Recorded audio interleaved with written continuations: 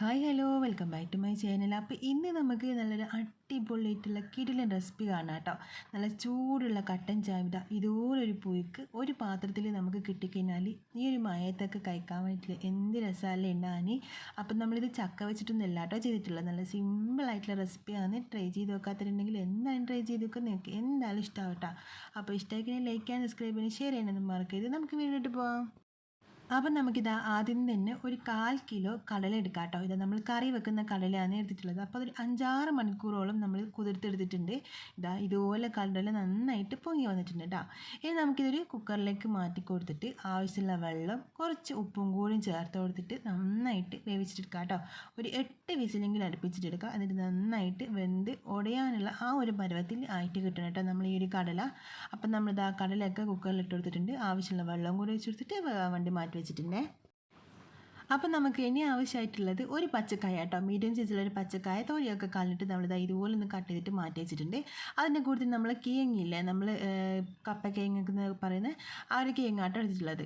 അപ്പോൾ അതും കൂടി തൊലിയൊക്കെ കളഞ്ഞിട്ട് നമ്മൾ കഷ്ണമായിട്ട് കട്ട് ചെയ്തിട്ട് അവിടെ വെച്ചിട്ടുണ്ട് കേട്ടോ. അപ്പോൾ ആ ഒരു സമയം കൊണ്ട് നമ്മൾ കടല നന്നായിട്ട് വെന്ത് കിട്ടിയിട്ടുണ്ട്. കടലിലുള്ള വെള്ളമൊക്കെ അങ്ങ് കളയുക. എന്നിട്ട് നമ്മൾ കുക്കറിലേക്ക് തന്നെ കടല മാറ്റി കൊടുത്തിട്ടുണ്ട് കേട്ടോ. ഇനി ഈ ഒരു കടലിലേക്ക് നമ്മളെ കിഴങ്ങും നമ്മൾ കിഴങ്ങ് പുഴുക്കൊക്കെ ഉണ്ടാക്കുന്ന കിഴങ്ങാട്ടോ എടുത്തിട്ടുള്ളത്. ആ ഒരു കിഴങ്ങ് ഇട്ട് കൊടുത്തിട്ടുണ്ട്. അതിൻ്റെ കൂട്ടത്തിന് നമ്മൾ പച്ചക്കായം ഇട്ട് കൊടുത്തിട്ടുണ്ട്.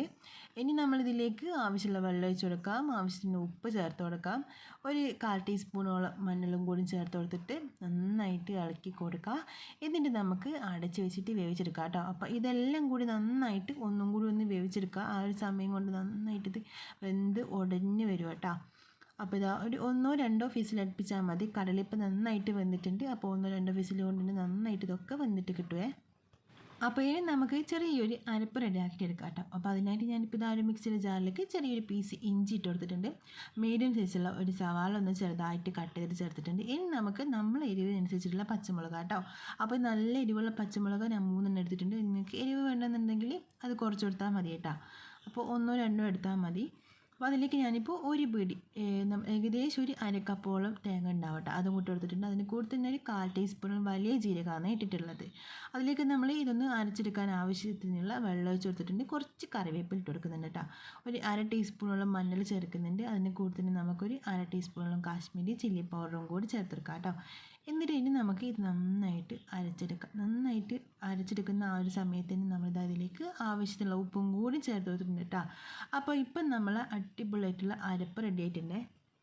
ഈ ഒരു പരുവത്തിലാട്ടോ നമ്മളിത് അരച്ചെടുത്തിട്ടുള്ളത്. ഇനി ഇത് നമുക്ക് ഒരു സൈഡിലേക്ക് മാറ്റി വെക്കാം. അപ്പോൾ ആ ഒരു സമയം കൊണ്ട് നമ്മളെ കിഴങ്ങും ആ ഒരു പച്ചക്കായയും ഒക്കെ കൊണ്ട് നന്നായിട്ട് വെന്ത് കിട്ടിയിട്ടുണ്ട്.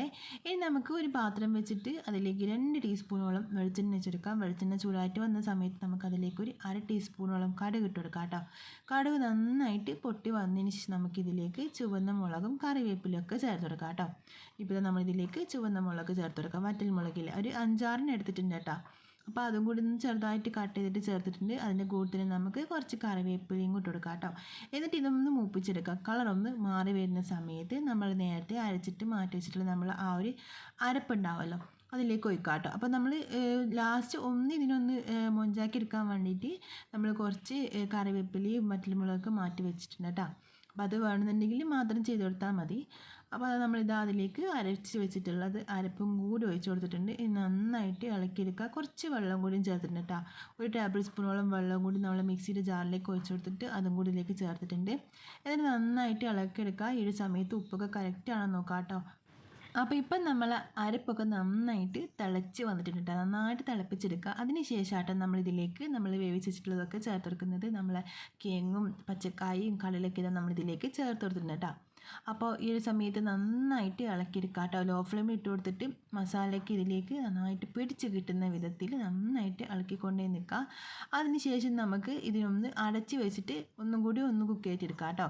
അപ്പോൾ ഒരുപാട് സമയമൊന്നും വേണ്ട. 1 മിനിറ്റോളം മാത്രം ലോ ഫ്ലെയിമിൽ ഒന്ന് ഇട്ട് കൊടുത്താൽ മതി. നന്നായിട്ട് മിക്സാക്കി എടുത്തിട്ട് എല്ലാം കൂടി ഇതുപോലെ നന്നായി മിക്സായി വന്നതിന് ശേഷം കേട്ടോ നമ്മളിത് അടച്ചു വെക്കുന്നത്. അപ്പോൾ ഒരു മിനിറ്റോളം മതിയാവും. ഒരുപാട് സമയമൊന്നും വെക്കണ്ട. ലോ ഫ്ലെയിമിൽ ഇട്ട് കൊടുക്കാം. പ്രത്യേകം ശ്രദ്ധിക്കാം കേട്ടോ, അല്ലാന്നുണ്ടെങ്കിൽ അടിക്ക് പിടിക്കുവേ. അപ്പോൾ ഇപ്പോൾ ഇതാ 1 മിനിറ്റ് കഴിഞ്ഞിട്ടുണ്ട്. തുറന്ന് നോക്കിയതിന് ശേഷം നമ്മൾ അതിലേക്ക് കുറച്ച് മല്ലിയിലയും കൂടി ചേർത്ത് കൊടുത്തിട്ട് നന്നായിട്ട് മിക്സ് ആക്കിയിട്ട് എടുക്കുന്നുണ്ട് കേട്ടോ. അപ്പോൾ ഈ ഒരു സമയത്തും ലോ ഫ്ലെയിമിൽ തന്നെ വെക്കാൻ വേണ്ടി ശ്രദ്ധിക്കുക. നന്നായിട്ട് മിക്സ് ആക്കി എടുത്തതിന് ശേഷം ഇനി നമുക്ക് ഫ്ലെയിം അങ്ങ് ഓഫ് ആക്കി കൊടുക്കാം കേട്ടോ.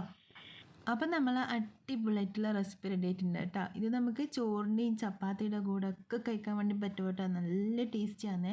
അപ്പോൾ ഇതുവരെ നിങ്ങൾ ട്രൈ ചെയ്ത് നോക്കിയിട്ടില്ലെങ്കിൽ എന്തായാലും ഇതുപോലൊന്ന് ട്രൈ ചെയ്ത് നോക്കാം. നിങ്ങൾക്ക് എന്തായാലും ഇഷ്ടപ്പെടും കേട്ടോ.